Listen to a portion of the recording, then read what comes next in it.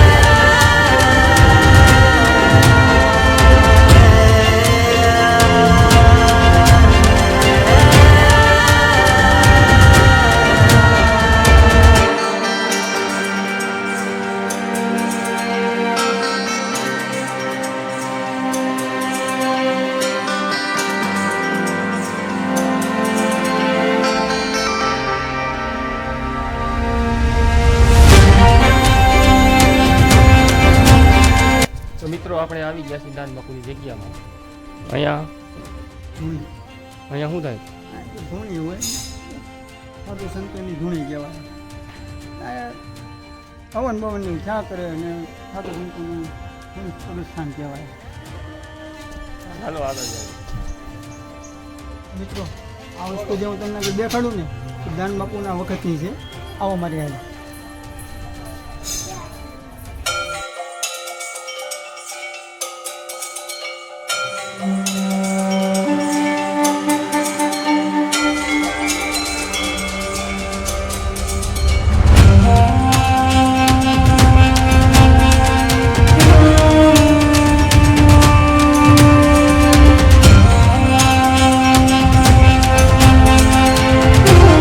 આગળ વધીએ ને તમને બીજી વસ્તુ બતાવું.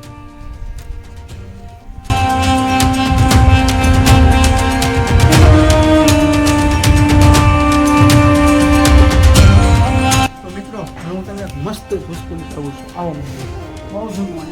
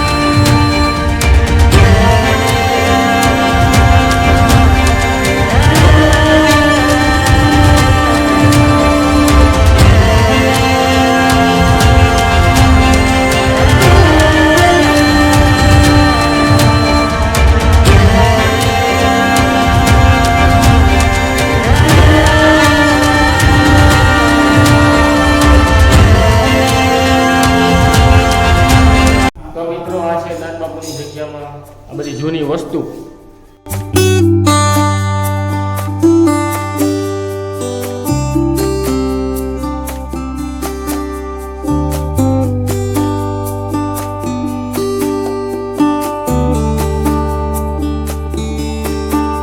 મિત્રો, આ કોમ્પ્યુટર કોઈ કે મ્યુઝિયમ કોઈ વસ્તુ નથી. આ રેગ્યુલર જૂનવાળી વસ્તુ છે. આ બધી આપણે કોમ્પ્યુટરમાં કે લીધેલી કોઈ વસ્તુ નથી. આ જાણવા જેવી, જોવા જેવી વસ્તુ છે. તમે જોજો. ઓકે.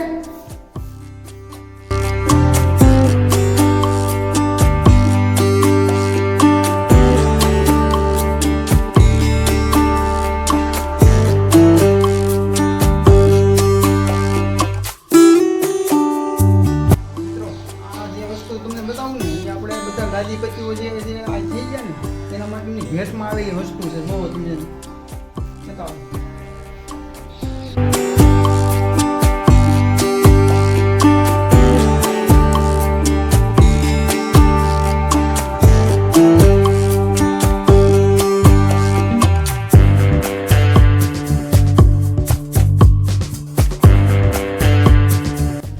તો મિત્રો આ બધા છે દાન મહારાજના શિષ્યો.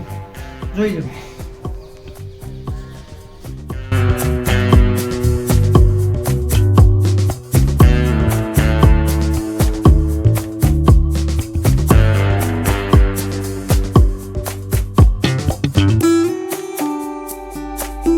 મિત્રો હવે હું તમને એવી જગ્યાએ લઈ જવાનો છું કે દાન મહારાજે ગંગાજળ પ્રગટ કરે છે એના માટે કૂવો બનાવેલો છે.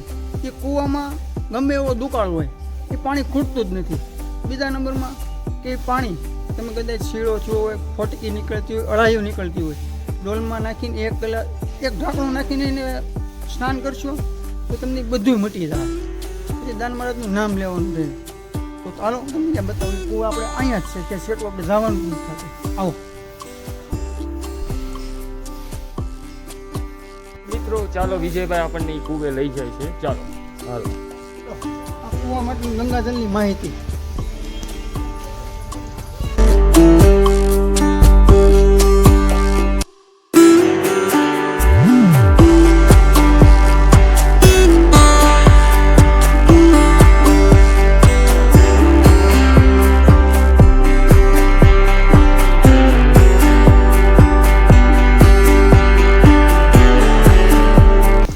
કૂવો છે મિત્રો. આ ગંગાજળ ગમે એવો દુકાળ હોય, ગમે એવી પાણી તંગી હોય, આ પાણી ખૂટતું જ નથી. કારણ કે ગંગાજળ છે. દાન મહારાજે પ્રગટ કરેલું છે. ભગવાનજી જે પ્રગટ કરેલું છે પૂરું થતું જ નથી.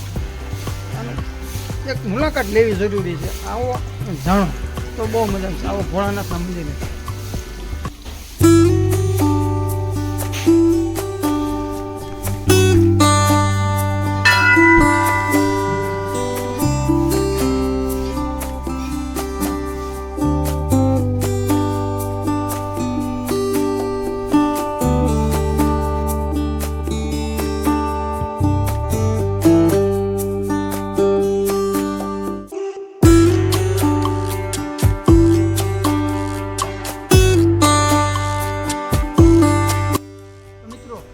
આપણે દાન મહારાજની જગ્યાના દર્શન તમને કરાવ્યા છે. તમને દાન મહારાજની જગ્યામાં ગમવું હોય તો અમારો વિડીયો ગમી જાય તો લાઈક, શેર અને સબસ્ક્રાઈબ કરવાનું ભૂલતા નહીં. અને કોમેન્ટમાં જય દાન મહારાજ લખી નાખો.